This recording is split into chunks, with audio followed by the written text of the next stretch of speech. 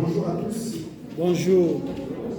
Alors, soyez tous les bienvenus à l'Université catholique de Lyon qui nous reçoit ce jour pour ce bel événement qui est l'inauguration de la salle de recherche, la salle Émile Galinda, cette salle qui a été dédiée à Émile Galinda. Avant de commencer, quelques consignes pour ceux qui aimeraient ressortir et revenir dans l'enceinte de l'université. Il y a Gérard, un monsieur que vous trouverez devant, qui pourra vous orienter dans toutes ces... Avec la technologie, c'est pas évident. On a bien compris qu'il y a beaucoup d'efforts à faire pour comprendre comment est-ce que ça marche, mais on a quelqu'un devant pour nous orienter. Avant de commencer, j'aimerais passer la parole à Madame Valérie Aubourg pour le mot d'introduction. Merci. Je prends la parole au nom du recteur de l'Université catholique de Lyon, le père Grégory Boimbé, qui n'est pas là, qui s'en excuse, mais le recteur était extrêmement favorable, il aurait aimé être présent, et puis son prédécesseur, le père Olivier Artus, a accepté donc que cette salle soit dédiée au cardinal Galinda. Donc, lui aussi a soutenu ce projet. Et en leur nom, il me revient de saluer et de remercier pour leur présence Monseigneur Milandou, Monseigneur Roland, les prêtres de l'Université catholique de Lyon, en milieu de prêtre, et à travers lui, c'est cette dimension catholique de l'université qui est honorée, et un prêtre dont les témoignages s'accordent tous à dire qu'il se distinguait par son humilité et sa piété. C'est une belle figure aussi pour notre université parce qu'il a fait à la fois des études et un parcours en théologie et aussi un parcours en sciences sociales. Donc il illustre cette tradition d'articulation entre la culture, la tradition chrétienne et la culture contemporaine. Et il est vrai que dans l'ensemble de son parcours, on perçoit constamment, à travers ses études, à travers ses écrits, mais à travers tout son engagement pastoral, ce souci constant d'articuler à la fois un engagement, je dirais, pour la société congolaise, pour ce qui la constitue, et en même temps un souci de la prière. Et il n'opposait pas du tout ces deux dimensions qui étaient celles de la vie chrétienne et de la vie, je dirais, en société.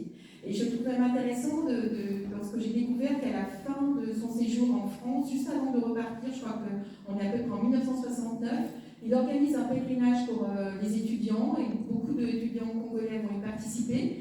Et en même temps, lors de ce pèlerinage, il va les inviter à la fois par pèlerinage à prier, et en même temps, il n'aura de cesse de les inviter il disait même, il faut que vous repartiez au pays, voici rayonner le pays. Donc il avait ce souci de son pays, de la société, et en même temps qu'il articulait avec sa foi chrétienne. Il articulait, c'est peut-être ce mot d'articulation qui me vient en pensant à lui, il articule un souci pour la société et un engagement dans la prière, il n'oppose pas les deux, et de la même manière, il va chercher à articuler sans cesse les différentes cultures entre elles. Et l'historien Claude Prudhomme, qui est spécialiste des missions, écrit à son sujet: son parcours est un témoignage de la diversité des cultures dans lesquelles il a dû se familiariser et qu'il a appris à faire cohabiter. D'abord celle héritée de sa famille, puis celle du séminaire, et enfin celle finalement qu'il a découvert à l'étranger. Donc un souci d'articuler les cultures entre elles qui le caractérise. Articuler les cultures, articuler modernité et tradition aussi, c'est-à-dire qu'il va avoir, à travers notamment sa thèse qu'il va soutenir, son travail du troisième cycle, on sent très bien combien il va avoir à la fois une envie de ne pas restreindre son travail à une dimension autochtone, ethnique. Il va toujours chercher, dans une vision très au fond universelle, un peu catholique, il va même jusqu'à dénoncer une certaine autochtonie, donc toujours une vision du très large, de l'universel, et en même temps, il va sans cesse chercher à revaloriser des éléments de la tradition, il va dire des éléments de la tradition africaine, comme il les désigne, notamment à travers ce fameux Bourgi, mais d'autres éléments s'y adjoindront. Donc un souci de vraiment valoriser les coutumes, et en même temps de les articuler avec une vision beaucoup plus large. Alors, moi, de formation, je suis ethnologue, et si je me suis intéressée à la cause du cardinal Pianeta, c'est grâce tout d'abord à Gilbert Manella, puisqu'il était étudiant lui aussi à l'Université catholique de Lyon au moment où je dirigeais l'Institut des sciences de la famille, et Béatrice était aussi une étudiante à ses côtés. C'est ce qui nous a rapprochés. Et puis, mes parents habitent, moi je suis née, j'ai grandi à Bourg-en-Bresse, donc dans le diocèse de Beléars. Donc ça nous a fait un lien. Mais à titre personnel, comme ethnologue, moi ce qui m'a semblé tout à fait passionnant, et je trouve inédit, c'est qu'à la fois il articule ce que je viens de vous dire, diversité des cultures, modernité, tradition, mais ça c'est des choses que d'autres ont fait avant lui, et c'est pas très nouveau en ethnologie. Par contre, il y a selon moi quelque chose qui est absolument inédit, c'est le fait que aujourd'hui, ce sont des catholiques européens, français, qui se jouent à la cause du cardinal Pianeta. C'est-à-dire qu'on a une inversion, on n'est plus dans un mouvement nord-sud, mais on est dans un mouvement sud-nord, c'est-à-dire qu'aujourd'hui, sans révéler le secret, je pense que certains, peut-être même, ont pris la première fois l'avion pour le Congo, depuis leur budget local, pour se rendre sur les traces du cardinal Pianeta. Et non seulement ils vont vouer une dévotion à ce cardinal, ou en tout cas ils vont établir une relation avec lui, ils vont le prier, ils vont agir pour sa cause, mais en tant qu'ethnologue, je suis même assez étonnée de voir qu'ils vont même s'approprier certains éléments de la piété ou de la dévotion congolaise. Et ça, je trouve ça tout à fait nouveau et tout à fait intéressant et inédit d'observer ce moment d'inversion, c'est-à-dire que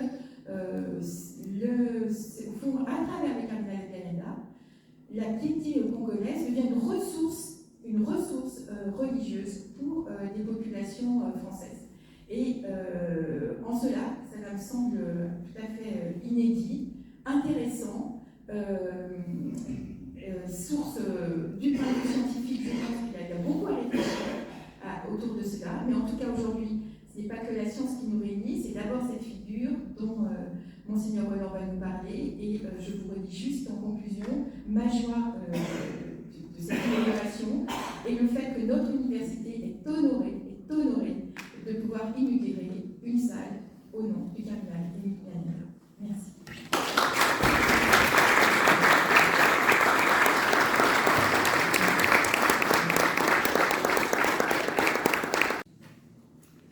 Merci. Je suis ému et confus de prendre la parole parce que je pense que ça va être à mon voisin qui est archevêque émérite de Brazzaville de parler de quelqu'un qui est son confrère. Et c'est un peu impressionnant, moi, que c'est un Français qui parle d'un évêque et archevêque et cardinal africain. Ça va dans le sens de ce qu'elle vient de dire. Alors, comme vous le savez certainement, le Concile Vatican II a mis en valeur la vocation commune des disciples du Christ à la sainteté, c'est-à-dire à la perfection de l'amour. Je cite le Concile, le Lumen Gentium numéro 11. Tous ceux qui croient au Christ, quelles que soient leurs conditions et leur état de vie, sont appelés par Dieu, chacun selon sa route, à la sainteté, dont la perfection est celle-là même du Père. Alors c'est pourquoi, après le Concile, le pape Paul VI et tous ses successeurs ont largement développé l'enseignement sur le thème de la sainteté. Ainsi, récemment, le pape François a publié une exhortation apostolique intitulée « Gaudete et exultate » sur l'appel à la sainteté dans le monde actuel. C'était le 19 mars 2018, le Saint-Modèle. Et puis, dans cette dynamique, le pape Saint Jean-Paul II et ses successeurs ont eu à cœur de procéder à un grand nombre de béatifications et de canonisations afin de manifester de manière très concrète la réalisation de cette vocation commune à la sainteté. D'après ce que j'ai pu recueillir comme chiffres, Jean-Paul II a procédé à la canonisation de 482 saints, Benoît XVI 45 et François déjà 73. Vous voyez, c'est assez considérable. Ainsi, depuis près d'une cinquantaine d'années, nous assistons à une mise en valeur de chrétiens de toute culture, langue, peuple et nation, de toute génération, de tous milieux sociaux, de tous états de vie. Cette mise en avant de figures de sainteté très diverses nous permet d'appréhender la réalité de la sainteté, qui prend des visages multiples et toujours adaptés aux circonstances historiques et géographiques. Nous avons en effet besoin du soutien, de l'exemple de ces frères et sœurs aînés dans la foi, qui nous éclairent, nous encouragent et veillent sur nous. Ceci pour nous stimuler nous-mêmes dans l'accomplissement de notre propre chemin de sainteté, dans les conditions de vie spécifiques à chacun, là où nous sommes appelés à vivre. Comme le dit encore le Concile Vatican II, toujours dans le même document Lumen Gentium, le numéro 50, contempler la vie des hommes qui ont suivi fidèlement le Christ est un nouveau stimulant à rechercher la cité à venir. Et en même temps, nous apprenons par là à connaître le chemin par lequel, à travers les vicissitudes du monde et selon l'état et la condition propre à chacun, il nous sera possible de parvenir à l'union parfaite avec le Christ, c'est-à-dire à la sainteté.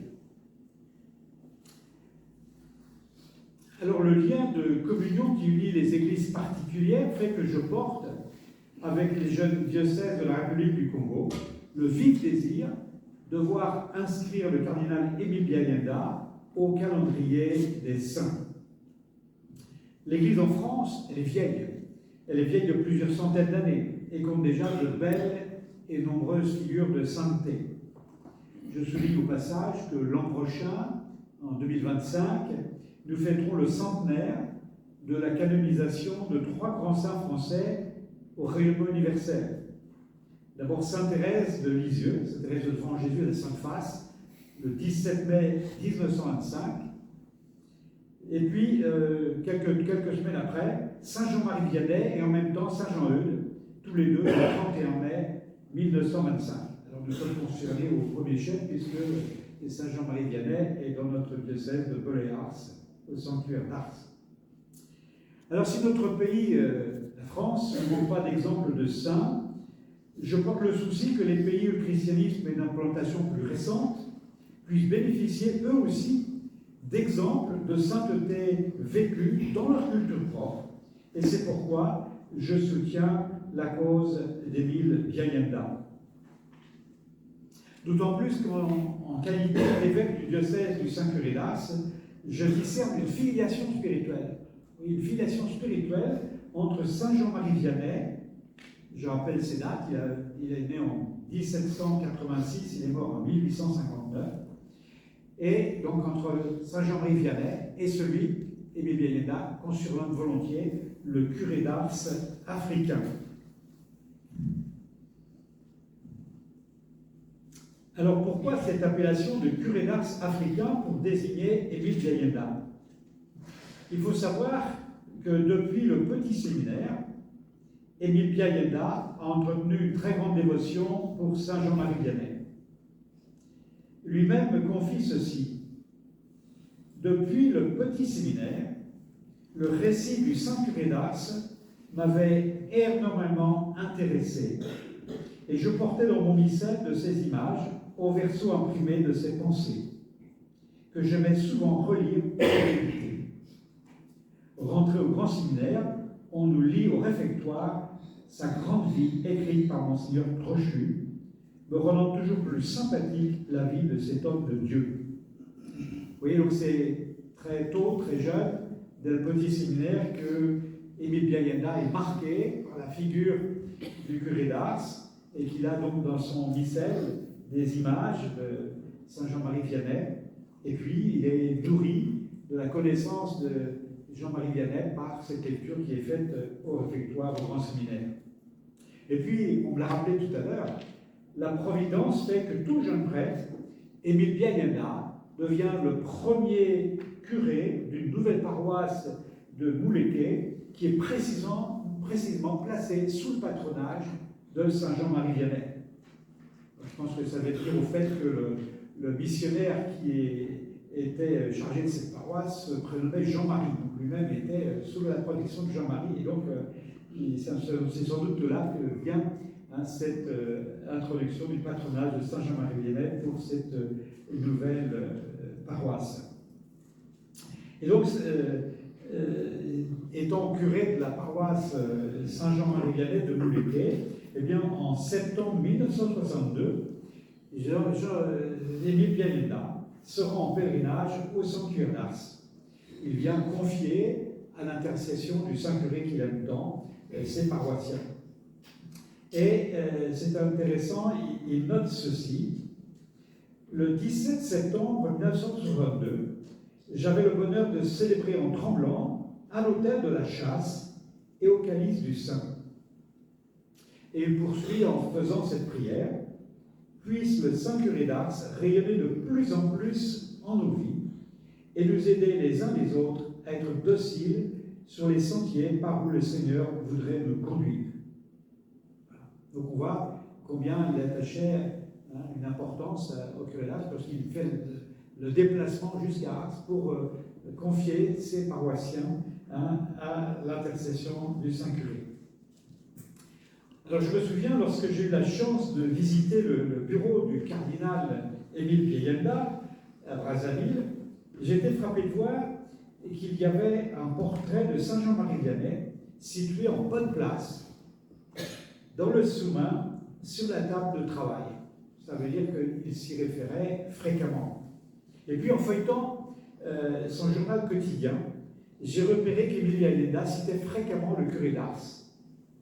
Autant de signes concrets qui manifestent clairement que le curé d'Ars a été une figure de saint qui a le plus particulièrement marqué et inspiré sa manière de vivre son ministère.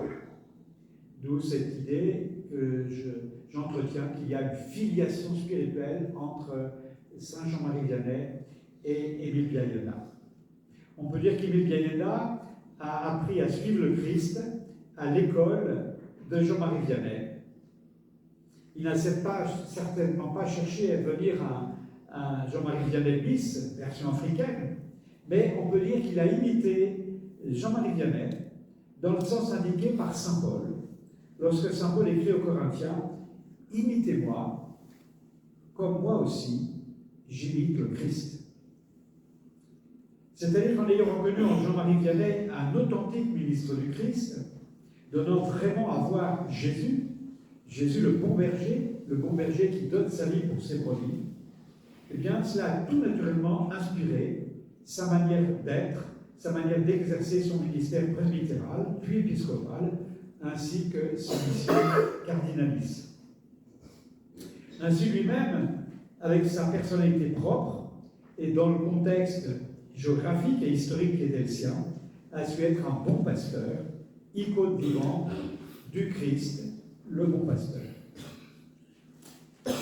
Je me souviens que toutes les personnes que j'ai rencontrées à Brazzaville en 2017 et que j'ai eu l'occasion d'interroger sur ce qu'ils avaient marqué dans la personne d'Émile Bialenda, eh bien, toutes ont souligné son humilité, sa simplicité de vie, son attention aux personnes, sa douceur, son souci permanent du dialogue avec tous, son service de la communion fraternelle, son investissement notable dans la célébration du sacrement du pardon, autant d'attitudes qu'il avait contemplées chez le curé d'Ars, Saint Jean-Marie Vianney. Lorsqu'on contemple la manière dont Émile Bialenda a exercé les ministères qui lui ont été confiés, force est de constater qu'il s'est nourri de l'exemple du Saint-Curé d'Ars, qui lui a manifestement inspiré son zèle pastoral, sa sobriété de vie, son courage apostolique, son ardeur à annoncer la miséricorde divine, son profond attachement à l'Eucharistie et au sacrement de pénitence et réconciliation, ainsi que sa confiance mariale. Eh bien, vous voyez, chers amis, en raison de cette filiation spirituelle, il est logique que le diocèse de Belley-Ars et son évêque témoignent de la fécondité spirituelle de de ce qui était semé dans le cœur du jeune Émile, eh bien, il est tout à fait naturel, logique, que le diocèse de Beléars et son évêque soutiennent la cause de béatification du cardinal Émile Biayenda. Alors aujourd'hui, en ce lieu d'études universitaires, nous nous intéresserons à un autre volet de la vie d'Émile Biayenda que je suis heureux d'évoquer devant vous. Car c'est un aspect qui est certainement moins connu que le reste et qui mérite pourtant d'être mis également en valeur. Beaucoup ignorent en effet que Émile Biayenda a été envoyé par son évêque aux facultés catholiques de Lyon, comme on disait alors, pour y approfondir ses études théologiques et obtenir la licence en 1967 et soutenir une thèse de doctorat en sociologie en 1968. Alors, il a fait un mémoire de théologie qui traite de l'évêque selon saint Ignace d'Antioche. Je ne sais pas si on a encore des traces de ce document, mais je trouve ça intéressant de voir, en se souvenant d'ailleurs que Ignace d'Antioche est lui-même mort martyr. Quant à la thèse en sociologie, elle porte pour titre Coutumes et développement chez les Bakongo du Congo-Brazzaville. Il s'agit d'une étude du problème de la coutume en relation avec le développement dans une aire géographique particulière, l'aire géographique et ethnologique précise des Bakongo de Brazzaville. Comme vous allez le comprendre, il est significatif de constater qu'Émile Biayenda s'est intéressé à l'avenir social et économique de son pays. Pour bien saisir les raisons et la portée de son travail universitaire, il est capital de resituer le jeune prêtre d'alors dans le double contexte de l'histoire de son pays et de son histoire personnelle. Tout d'abord, le contexte de l'histoire de son pays. Ce pays a été colonisé par la France à partir de 1875. La colonie du Congo français a été créée en 1891. Et le Congo a acquis son indépendance le 15 août 1960. Vous voyez, donc c'est peu de temps avant l'arrivée d'Émile Biayenda ici à Lyon. La période qui a suivi l'indépendance, en 1960, a été marquée par de nombreux troubles. En 1963, le président de la République, Fulbert Yulou, qui au passage était un prêtre, est contraint à la démission sous la pression des syndicalistes et de l'armée. Et de 1963 à 1968, le deuxième président du pays, Alphonse Massamba Léba, met en place un pouvoir socialiste, instaure un parti unique et se rapproche de la Chine communiste pour la politique internationale. Mais ce gouvernement est en proie à des oppositions internes et le 1er août 1968, le président dissout l'Assemblée nationale, mais l'armée prend le pouvoir le lendemain. C'est-à-dire que lorsqu'Émile Biayenda arrive à Lyon pour ses études, il y a fort peu de temps que l'indépendance du Congo est survenue et la situation de son pays est particulièrement difficile. Il est maintenant nécessaire d'évoquer l'histoire personnelle d'Émile Biayenda, laquelle n'est pas sans rapport avec l'histoire du pays, bien au contraire. Émile Biayenda est ordonné prêtre le 28 octobre 1958. Il a alors l'âge de 31 ans. C'est donc, vous voyez, tout peu de temps avant l'indépendance du Congo. De 1959 à 1962, eh bien, il est vicaire à la paroisse Sainte-Marie de Ouézé, à Brazzaville. Mais en même temps, de 1962 à 1965, il assure aussi l'aumônerie diocésaine de la Légion de Marie, un mouvement au service de la jeunesse. Or, en 1965, le gouvernement fait nationaliser toutes les écoles confessionnelles et supprimer tous les mouvements catholiques de la jeunesse. Ceci afin de prendre en main la formation des jeunes, dans le cadre de ce mouvement qui s'appelle la jeunesse du mouvement national de la Révolution, JMNR. Dans ce contexte idéologique, puisqu'il est précisément impliqué dans l'éducation de la jeunesse du pays Émile Biayenda est arrêté, mis en prison du 10 février au 24 mars 1965. On l'accuse de porter atteinte à la sûreté de l'État et on le torture pendant 13 fois. Et c'est impressionnant de voir que de son côté, il pardonne à ses bourreaux et ne revient pas sur l'événement, il n'aimera pas en reparler.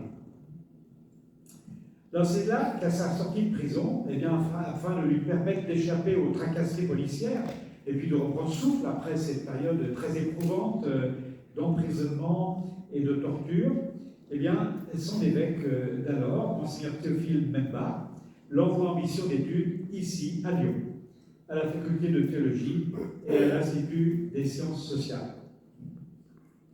Alors, au passage, je vous rapporte une anecdote qui est riche de signification. Gilbert Blardone, qui est un des enseignants de l'Institut de sciences sociales et qui est devenu ami avec Émile Biayenda, eh bien, Gilbert Blardone est témoin de la modestie et de l'humilité du jeune prêtre étudiant. Et il dit ceci: trop pauvre pour s'acheter un habit de clergyman, c'est l'époque où le clergé passe de la soutane au clergyman. Il garda longtemps à Lyon sa vieille soutane, malgré les conseils de certains de ses condisciples prêtres étudiants. À vrai dire, il n'était pas tellement pressé de l'abandonner, car elle était son Afrique. Et plus tard, Émile Biayenda confia à Gilbert Blardone l'attachement particulier à cette soutane, qui est celle qu'il portait lors de son séjour en prison et de ses tortures. Oui, elle est riche de signification. Pour en venir maintenant au travail de doctorat, il s'agit d'une étude du problème de la coutume en relation avec le développement.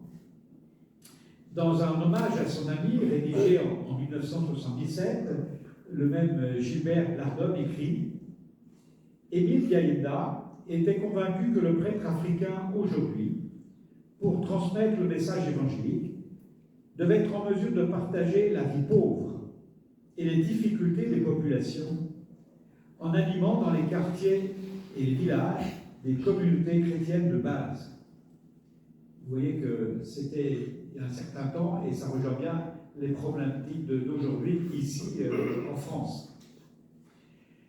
Et Gilbert Blardone ajoute: il devait aussi être capable de répondre aux préoccupations d'une population fortement perturbée dans ses coutumes et ses traditions par les bouleversements politiques, économiques et sociaux d'après l'indépendance. De fait, Émile Biayenda constate qu'il y a une tension forte entre les structures coutumières et les structures coloniales. Ces deux structures se sont superposées. Une nouvelle vie s'est construite, mais sans rapport immédiat avec la précédente.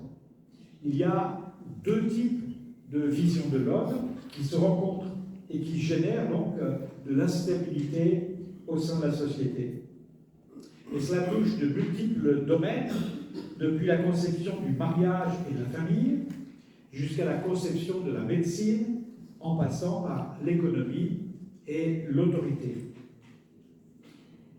Émile Biayenda cherche donc à comprendre les malaises et les difficultés.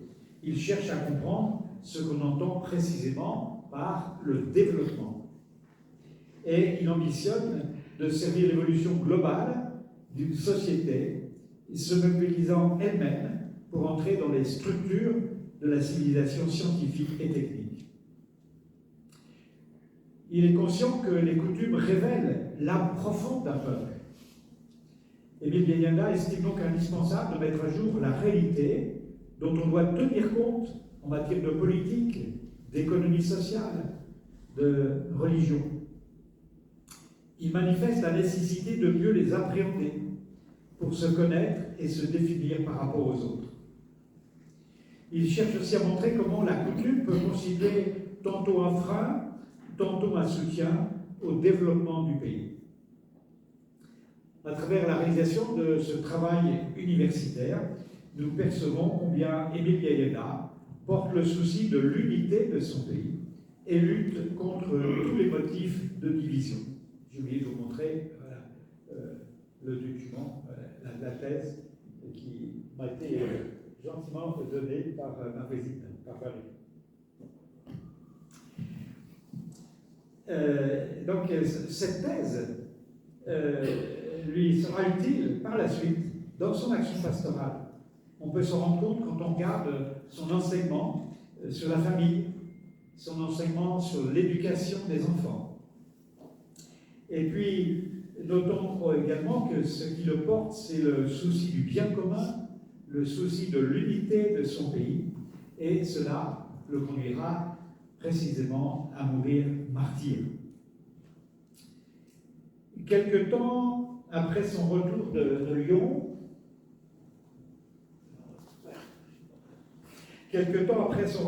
Émile Biayenda est nommé vicaire épiscopal, puis évêque coadjuteur, c'est-à-dire avec droit de succession à l'évêque en charge lorsque celui-ci achève sa mission. Il est donc ordonné évêque à Rome en 1970, et il a alors 43 ans. Et donc, un an après, à la mort de l'archevêque de Brazzaville, il lui succède naturellement le 14 juin 1971. Il a alors 44 ans.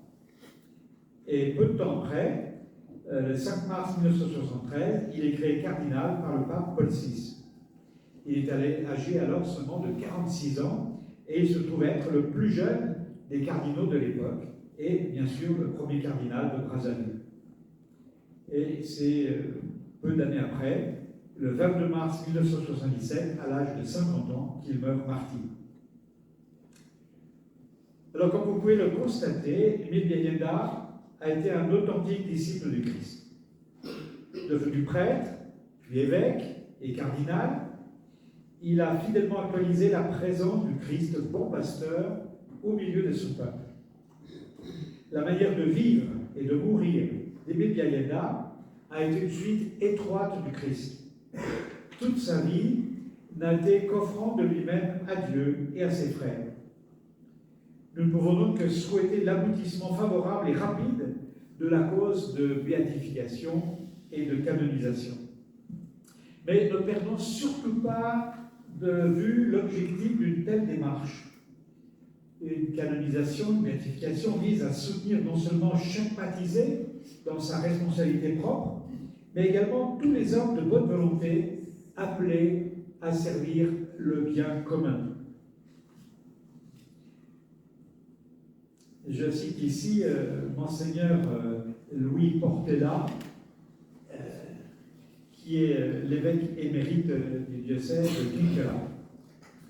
Le message fondamental à retenir est bel et bien pour chacun de donner généreusement le meilleur de soi-même pour édifier au Congo, en Afrique et dans le monde des nations où devront toujours prévaloir la paix, l'unité, la fraternité et la solidarité pour le bien-être de tous. Le Christ, en sa croix, a tué la haine. Le cardinal, par sa mort acceptée, nous invite à vaincre toutes les divisions qui menacent la paix, la cohésion et partant le développement harmonieux et intégral de notre nation. Alors je suis convaincu que si aujourd'hui l'Esprit Saint suscite dans le peuple de Dieu une forte réputation de sainteté d'Émile Biayenda, à la fois sur le continent africain, mais ici même en Europe, en France, eh bien, si l'Esprit Saint suscite dans le peuple de Dieu une forte réputation de sainteté, qui déborde ainsi largement le diocèse de Brazzaville et même les frontières du Congo, c'est parce qu'il y a besoin que soit mis en évidence un pasteur qui a conformé sa vie à celle de Jésus-Christ et qui a livré sa vie par amour de ses frères. Le clergé du Congo, et plus largement d'Afrique, comme le clergé de France et d'Europe, ont particulièrement besoin du témoignage d'humilité, de simplicité de vie, de proximité des personnes, d'offrande de soi par amour, mais aussi de liberté par rapport au pouvoir public, de bienveillance et de dialogue avec tous. Aussi, chers amis, je ne doute pas que vous aurez à cœur de faire connaître ce modèle à imiter, que Dieu nous offre pour nous stimuler à la conversion. Nous invitons nous aussi à nous laisser éveiller et transformer par la charité divine. Puisse le bon cardinal, comme on aime à le nommer également, puisse ce bon cardinal inspirer les doctorants qui viendront travailler, échanger dans l'espace qui leur est dédié, vers lequel nous allons nous rendre tout à l'heure, et que leurs travaux universitaires concourent au bien commun, à la promotion de la fraternité et de la paix dans le monde. Merci de votre attention.